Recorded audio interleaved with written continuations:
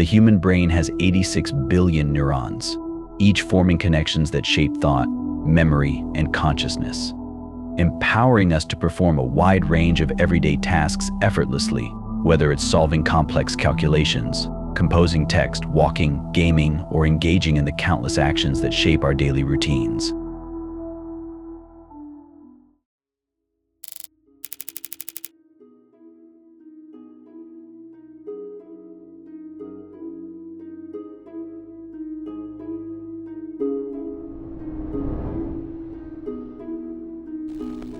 Let's take a closer look at what a neuron is. A neuron is a specialized cell found in the brain and nervous system, responsible for transmitting information through electrical and chemical signals. It acts as the building block of the brain's communication network, helping us think, feel, and move by passing messages between different parts of the body. Think of a neuron like a tiny messenger. Imagine you're holding a ball and want to throw it to a friend. The ball is the message, and your arm is the neuron. When you throw the ball, your arm is passing the message to your friend, just like a neuron passes information to other cells in the body. Neurons are constantly throwing these message balls, helping your brain and body communicate.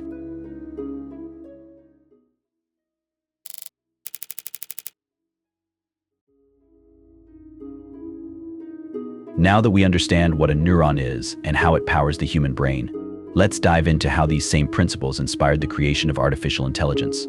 Scientists and engineers took cues from the way neurons in our brains communicate, creating what we now call artificial neural networks, the building blocks of AI. Just like how neurons pass signals to help us think and act, these networks of artificial neurons allow machines to process information, learn patterns, and make decisions. In a way, AI is designed to mimic how our brains function, but instead of organic cells, it's made of complex mathematical algorithms and computer systems.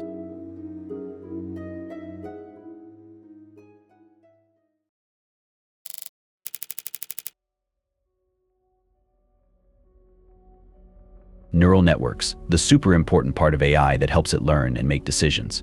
But what exactly is a neural network? Imagine you're standing at the entrance of a giant maze. It's so big that you can't figure it out on your own, so you ask a bunch of friends to help.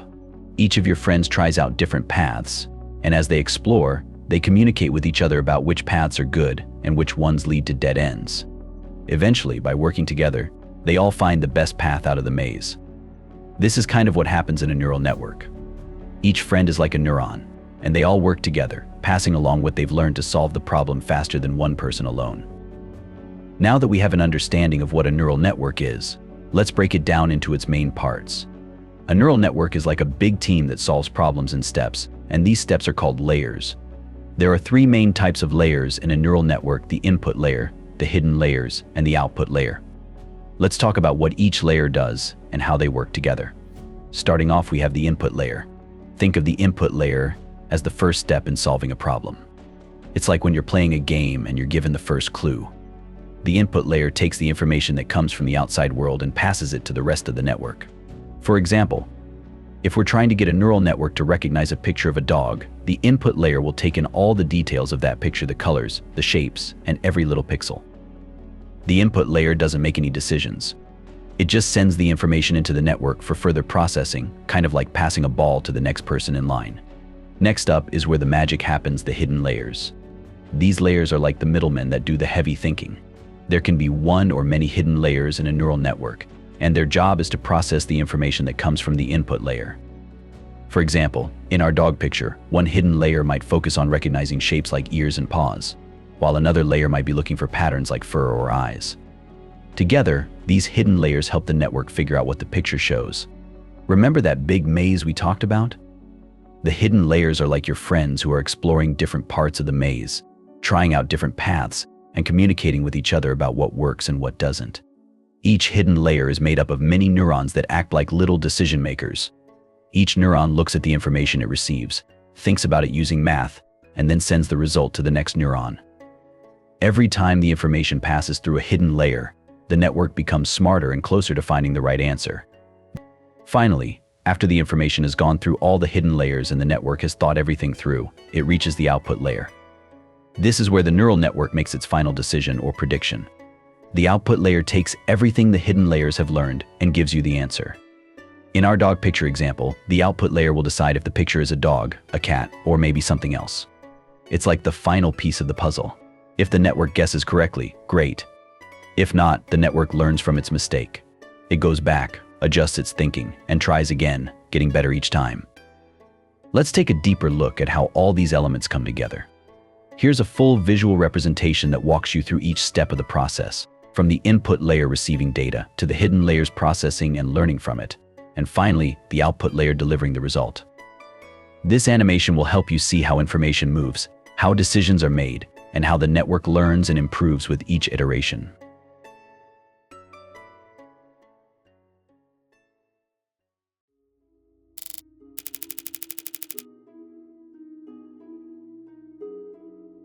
Now that we've explored how neural networks are built and how they process information, let's talk about something really important: how they learn. Just like humans, neural networks get better by learning from experience, but they do it in a few different ways. Let's break down the most popular methods: supervised learning, unsupervised learning, and reinforcement learning. Starting with supervised learning, imagine you're learning to solve math problems, and every time you solve one, a teacher tells you whether you're right or wrong. If you're wrong, they show you the correct answer so you can understand where you made the mistake. That's what happens in supervised learning. In this method of learning, the neural network is given a bunch of examples, and for each example, it's told the right answer. Let's say we're trying to teach the network to recognize animals. We would show it thousands of pictures of animals, and for each picture we tell it, this is a dog or this is a cat. The network uses this information to learn what makes a dog look like a dog and a cat look like a cat. How exactly does the procedure go? The network makes guesses, compares its answers to the correct ones, and adjusts its internal connections based on the feedback. This is repeated many times until the network gets really good at guessing. In terms of length for this type of training, it can take a while because the network needs to see a lot of examples, but with enough practice, it can become very accurate. After supervised learning, the network becomes really skilled at recognizing patterns and making accurate predictions because it has learned from many correct examples. It's like a student who's had lots of help from a teacher. Once they've learned, they're ready to take the test on their own. Now, let's say no one is there to tell you the correct answers, and you have to figure things out by yourself. This is kind of what happens in unsupervised learning. In unsupervised learning, the neural network is given a bunch of data, but no labels or answers. It doesn't know if it's looking at a dog or a cat. Instead, it has to look for patterns on its own, sort of like organizing things into groups. The network tries to find similarities or differences in the data. For example, it might notice that some animals are big, some are small, or some have fur while others have feathers. It organizes the data based on these patterns without anyone telling it if it's right or wrong. In terms of length for this method of learning, it can be faster since there's no need for feedback after every guess, but it's harder for the network to figure out patterns on its own. After unsupervised learning, the network can group similar things together. It might not know exactly what those groups are, like dogs or cats, but it knows that certain things are alike. It's like sorting puzzle pieces by color, even if you don't know what the final picture looks like yet. Finally, let's discuss the final method of learning. Have you ever played a game where you get points for doing the right thing and lose points when you make a mistake? That's how reinforcement learning works. Think of it as learning by trial and error. In this method, the neural network learns by trying different actions and getting rewards or penalties based on how well it does. Let's use a fun example. Imagine teaching a robot to play a game where it has to find a treasure in a maze. The robot doesn't know the way, so it tries different paths. Every time it moves closer to the treasure, it gets a reward like points. If it moves the wrong way, it gets no reward, or even a penalty. Over time, the robot figures out the best path by remembering which moves led to rewards.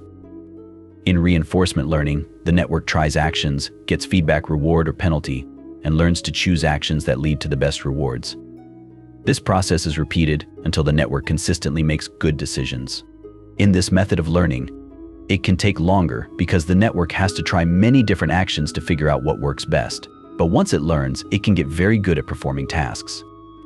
After reinforcement learning, the network becomes an expert at making decisions in specific environments, especially when it has to deal with changing situations or incomplete information.